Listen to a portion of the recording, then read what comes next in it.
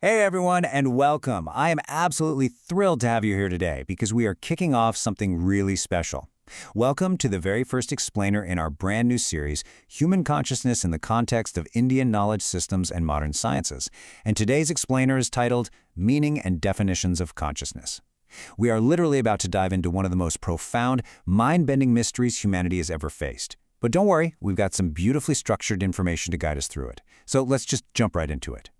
But wait, before we start throwing around official definitions, I actually want you to take a second right now and just pause. Seriously, just reflect on your own current state of awareness. As you're sitting there, processing my words, hearing the pitch of my voice, and taking in this information, what exactly is that experience? You know that exact feeling of just being awake? That undeniable knowing that you are interpreting reality in this exact millisecond? Well, that right there is the grand mystery of the mind we're exploring today. So here is our roadmap for today's explainer. Number 1, the roots of awareness. Number 2, what is human consciousness? Number 3, Indian philosophical perspectives. And finally, number 4, modern scientific definitions. All right, let's get started with Section 1, the roots of awareness.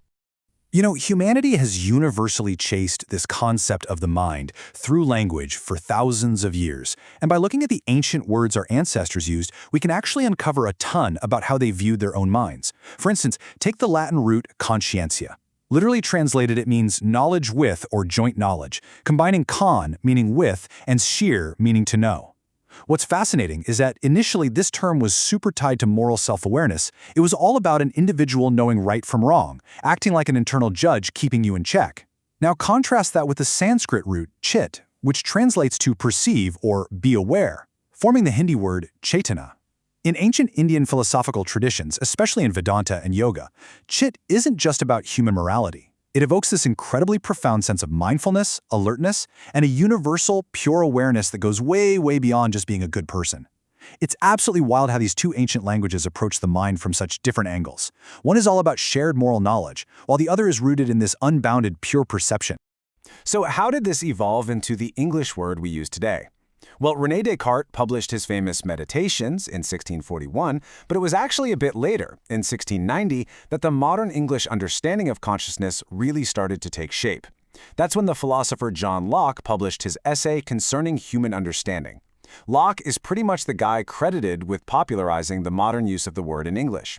He specifically linked consciousness to the awareness of one's own perceptions and thoughts. Because of Locke, the word shifted away from that Latin idea of shared moral knowledge and became much more about internal, individual awareness. It became about the private theater of your own mind. Okay, let's dive into Section 2. What is human consciousness? Now that we've got the historical roots down, we have to look at what makes the specifically human experience of consciousness so incredibly dynamic. Your standard, run-of-the-mill definitions usually start with a baseline. It's the awareness of your own existence, your thoughts, your surroundings, but contemporary psychology and neuroscience, they take this a massive step further. They don't see consciousness as just a passive reflection. It's not a mirror just sitting there showing what's in front of it. Instead, it's a dynamic, active cognitive process. It is literally the engine that allows us to interpret, respond to, and physically navigate our world in real time. And when you really start digging into this active processing, it inevitably leads to some incredibly deep inquiries about the nature of the self and that totally baffling connection between our physical bodies and our non-physical minds. And speaking of deep inquiries, this active processing brings us straight to what is probably the most famous quote in all of Western philosophy: cogito ergo sum, or I think, therefore I am. René Descartes dropped this absolute historical cornerstone back in 1641. This assertion is huge because it highlights the sheer undeniable significance of thought itself. Think about it. Descartes stripped away everything he could possibly doubt about reality. He doubted his senses, his memories, the physical world, until he was left with just one, single, undeniable fact: the existence of his own doubting mind. The very act of doubting, the act of thinking about your existence, is the ultimate proof that you exist. He literally anchored human reality entirely in the bedrock of conscious thought. All right, let's shift our focus to the East for Section 3, Indian philosophical perspectives. Indian knowledge systems provide this incredibly intricate, deeply spiritual framework for understanding the human mind. The Hindi translation for human consciousness is Manav Chaitana. And Manav Chaitana is definitely not just some basic state of being awake. It's the whole shebang. It denotes the entire intricate spectrum of human consciousness. We're talking about our everyday cognitive functions, our logical reasoning, our deep empathy, our wild creativity, and our sharp sensory perception. What I absolutely love about this concept is how it bridges the gap. It beautifully connects our daily, practical brain functions with ultimate spiritual philosophy. It basically says that the exact same underlying mechanism that lets you figure out a math problem or paint a picture is fundamentally tied to a much deeper universal awareness. To really grasp the spectrum in Indian philosophical systems, especially in Advaita Vedanta and Buddhist philosophy, you have to look at two core concepts, Atman and Maya. On one side, you have Atman, which is the self, but it's more than just you. Here, human consciousness is seen as a direct reflection of the ultimate reality, known as Brahman. It is the eternal, unchanging truth sitting right there inside you. On the flip side, you have Maya, which is the illusion. Maya is the dynamic, constantly shifting medium that we use to actually experience this physical, tangible world. So, if you put it together, human consciousness is positioned right at this incredibly powerful intersection. It is a pure reflection of absolute reality, actively navigating its way through the illusory, complex medium of the physical world. And because consciousness is viewed as a reflection of that ultimate reality, ancient Indian practices don't just study it, they actively aim to elevate it. Based on yogic and meditative traditions, we can actually break this down into 3 practical steps. It's like a roadmap. Step 1 is all about introspection and mindfulness. You turn your awareness inward and shut out the noise of the external world. By doing that, practitioners aim for Step 2, the transcendence of the ego's limitations. You purposefully move past that isolated individual sense of self that is tied up in Maya. And if you do that, it ultimately leads to Step 3, reaching a higher, totally expansive state of consciousness, or enlightenment, known as moksha. It's a beautifully structured journey of expanding your internal awareness until you achieve absolute spiritual liberation. Okay, let's transition back to modern academia for our 4th and final section, modern scientific definitions. Having explored these massive philosophical and spiritual frameworks, it's really interesting to see how contemporary science and linguistics try to pin down something so ineffable. Let's start basic. Look at how modern English dictionaries define it. The Oxford Dictionary goes for an external approach, defining it as being attentive and responsive to your environment. Merriam-Webster, on the other hand, looks inward. They call it the state of being aware of something within oneself. And then Cambridge takes a more cognitive route, focusing on the state of understanding and realizing something. So when you take them all together, modern language basically views consciousness as this ultimate fusion, outward attentiveness, inward responsiveness, and higher-order realization. Building right off of those ideas, we have philosopher David Chalmers. He defines consciousness as the subjective experience of mental states or the quality of being aware of an external object or something within oneself.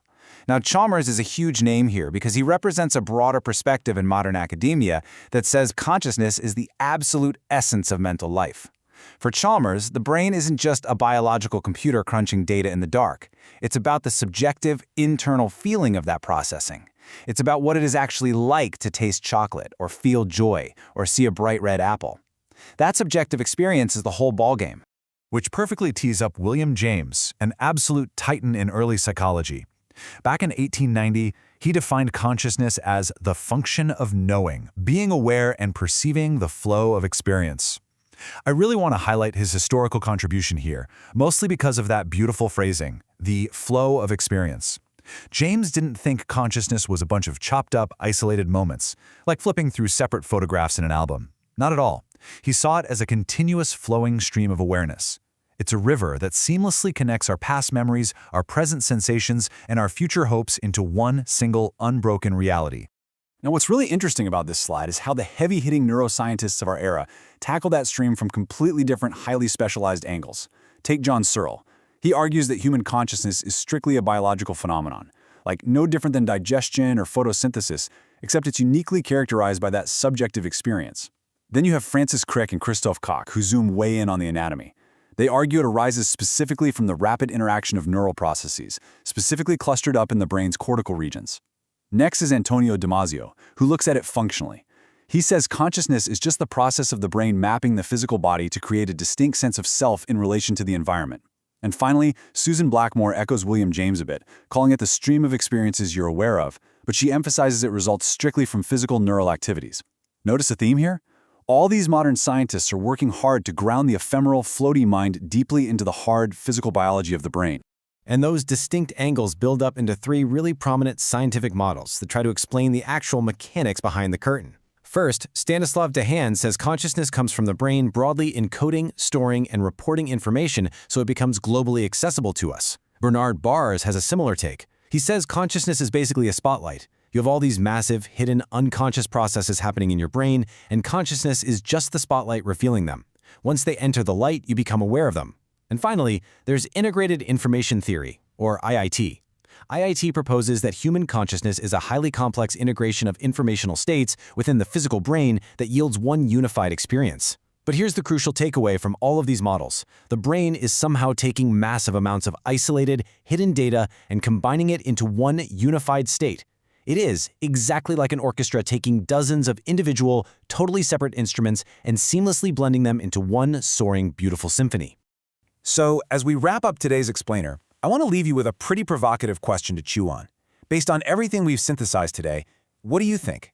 Are we merely biological phenomena, just highly advanced neural networks crunching and broadcasting data exactly like modern science suggests? Or are we expressions of a universal, pure awareness, navigating an illusory physical world, just as ancient Indian philosophical systems propose? Or maybe the ultimate truth lies somewhere right in the middle, in the harmonious integration of both views. It really is a profound mystery, one that continues to stump our most powerful microscopes just as much as it challenges our deepest meditations. Thank you so much for hanging out with me for this deep dive. If you found this breakdown of consciousness even half as fascinating as I did, please do me a huge favor and hit that like button, leave a comment with your thoughts, share this with a friend, and absolutely make sure to subscribe to the channel. Engaging with this explainer is the best way to support what we do, and subscribing ensures you won't miss out on the rest of this incredible series exploring the crossroads of ancient knowledge and modern science. Until next time, keep questioning, keep learning, and stay deeply curious about the mind.